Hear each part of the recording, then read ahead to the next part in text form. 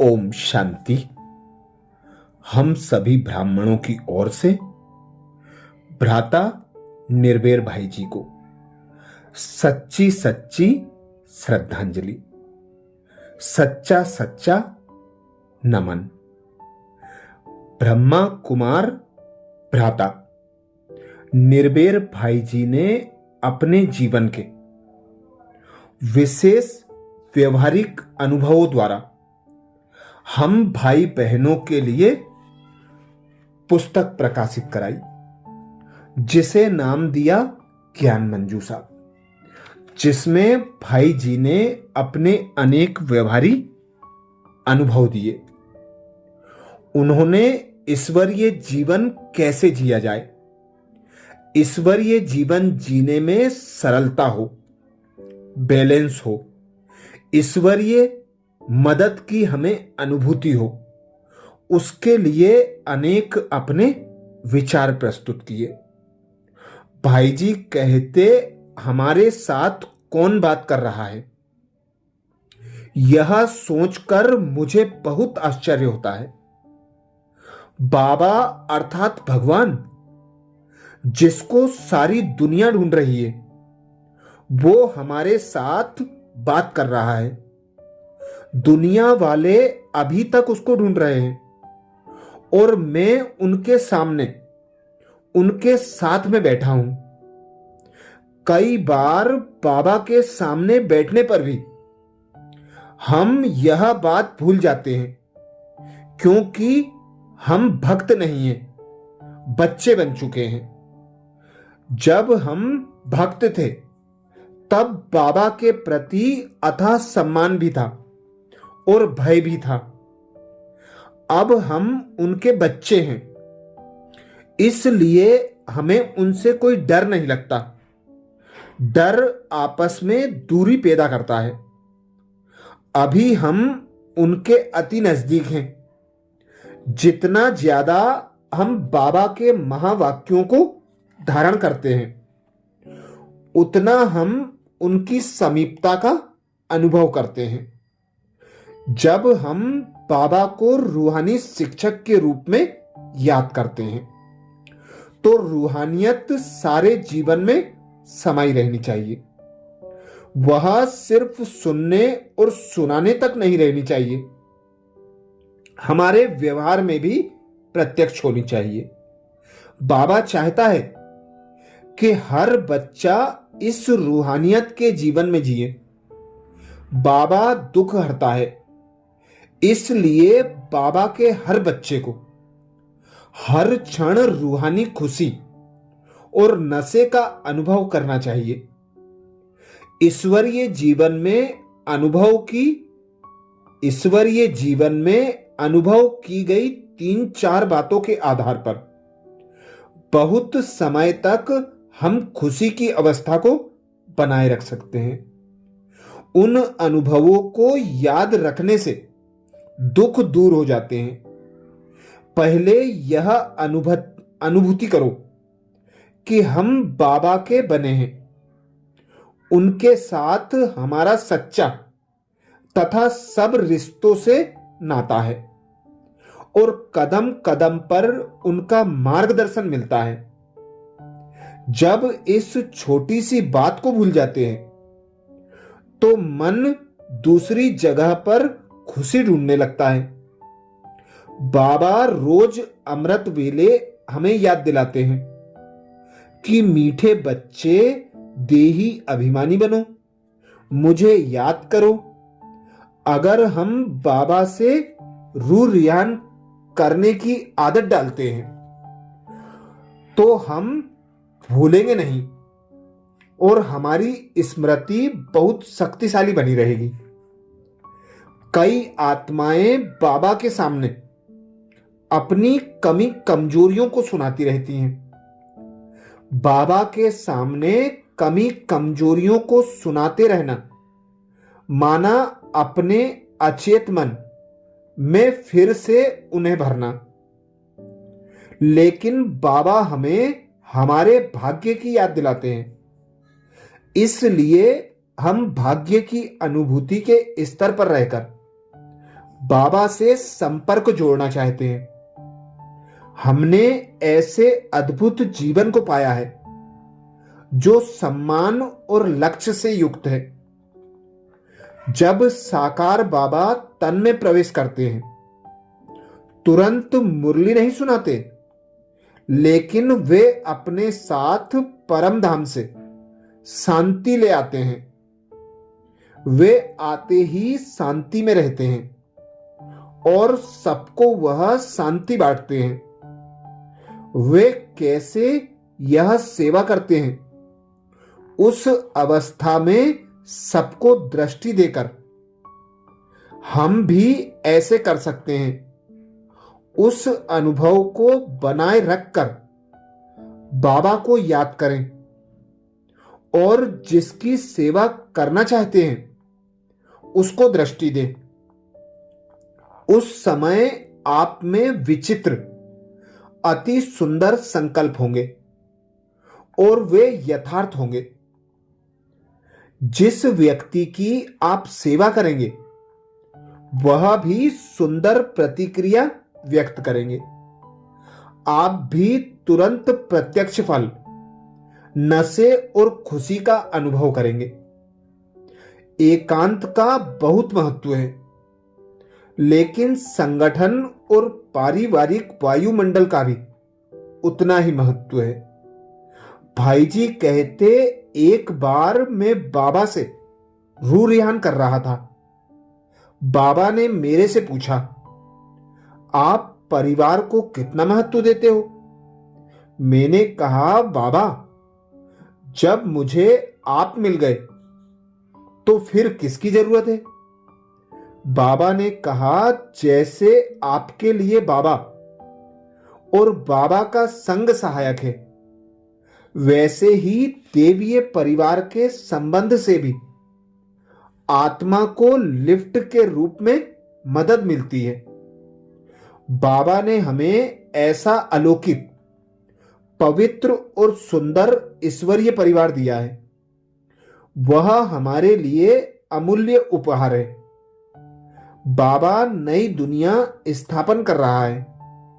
यह स्मृति रहने से आप कई छोटी मोटी समस्याओं से, बातों से उपराम रहेंगे। आपने दादी जानकी जी को देखा होगा। अस्वस्थ अवस्था में भी वे अपने को सेवा में व्यस्त कर देती थीं। चिंता करने के लिए उनके पास समय ही नहीं था। बाबा ने हमारे लिए जो भी नियम संयम दिए हैं, जो भी सावधानियां उनसे मिलती हैं, उनसे हमें तंग नहीं होना चाहिए, बल्कि उन्हें प्यार से अपनाना चाहिए और जिंदगी के सफर को सरल, सहज बनाना चाहिए। 3-4 दिन तक अमृत वेले का योग करना छोड़ देना, माना अपनी अवस्था को खुद ही नीचे गिराना है। जब अमृत वेले का योग छोड़ना शुरू करेंगे तो आगे जाकर मुरली क्लास भी छोड़ना शुरू करेंगे। तब आत्मा अन्य ब्राह्मण आत्माओं के बारे में और सेवा के निमित्त आत्माओं के बारे में शिकायत करना शुरू करेगी। यह इसलिए होता है क्योंकि हमारी अवस्था नीचे आई हुई है। अतः हम दूसरों को भी उसी दृष्टि से देखना शुरू कर देते हैं जो हमें उनकी कमी कमजोरियां दिखाई पड़ने लगती हैं। भारत में एक कहावत है, जिस रंग का चश्मा आप पहनेंगे उसी रंग की दुनिया आप देखेंगे। अर्थात जैसी दृष्टि वैसी सृष्टि। हर रोज आपका कम से कम आधे घंटे का अमृत वेला का शक्तिशाली योग होना चाहिए। योग में बैठिए, 1 सेकेंड में बाबा के पास जाइए और मन की आंख से बाप दादा को 2 सितारों के रूप में देखिए।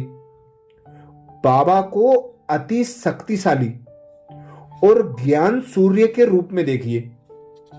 यह विधि आत्मा को शक्तिशाली अवस्था का अनुभव करा देती है।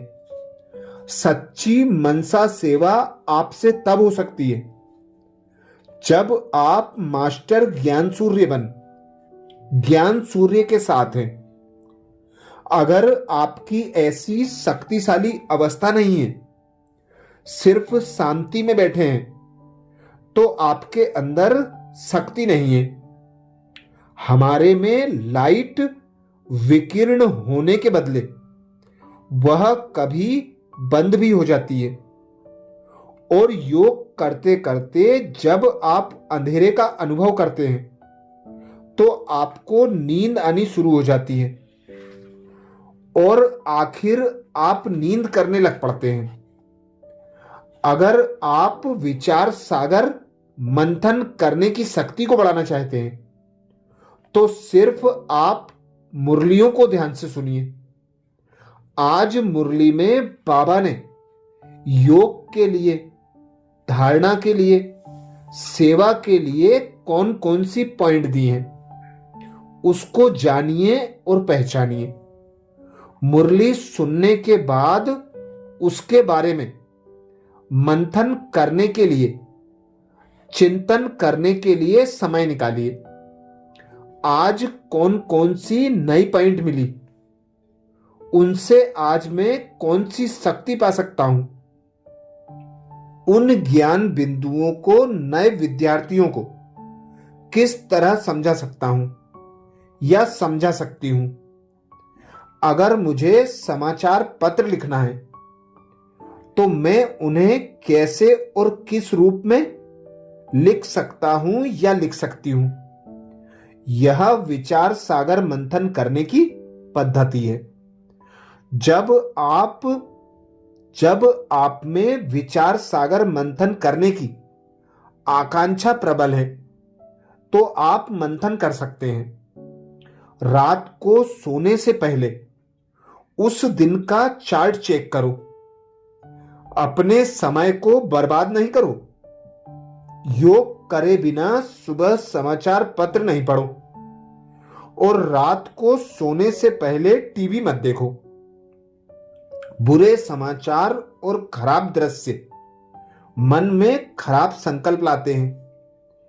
एक बार जब दादी जी विदेश यात्रा पर जा रही थी तो अव्यक्त बाप दादा ने उन्हें वरदान दिया, आपके सिर पर डबल लाइट वाला ताज है।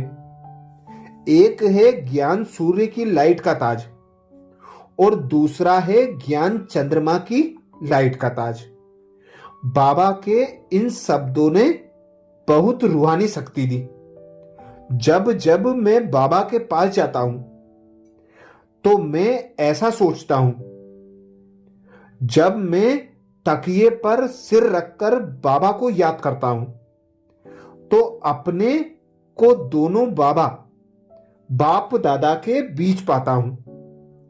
इस तरह मैं रात को सोने से पहले अभ्यास करता हूं। इससे मैं बहुत हल्का लाइट अनुभव करता हूं और अजीब से स्वप्नों से बचकर रहता हूं। बाबा की गोद मन के लिए एक सुरक्षित और प्यारा स्थान है। दिन प्रतिदिन हम अपने ईश्वरीय जीवन का मूल्य बढ़ा रहे हैं। आप ऊंचे ते ऊंचे उड़ रहे हैं, किसी रुकावट को स्पर्श किए बिना।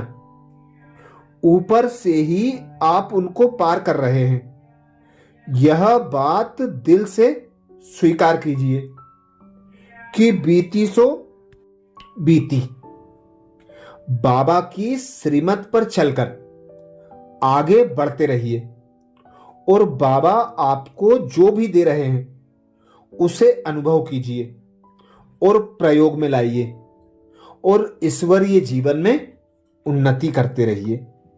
यही भाई जी ने अपने जीवन का व्यवहारिक अनुभव सुनाया कि उन्होंने ईश्वरीय जीवन कैसे जिया, कैसे संपूर्ण अवस्था को प्राप्त किया। ऐसे ही और भाई जी के विशेष अनुभवों के लिए बाबा के चैनल को सब्सक्राइब करें। वीडियो को ज्यादा से ज्यादा पीके भाई बहनों को शेयर करने की सेवा जरूर करें।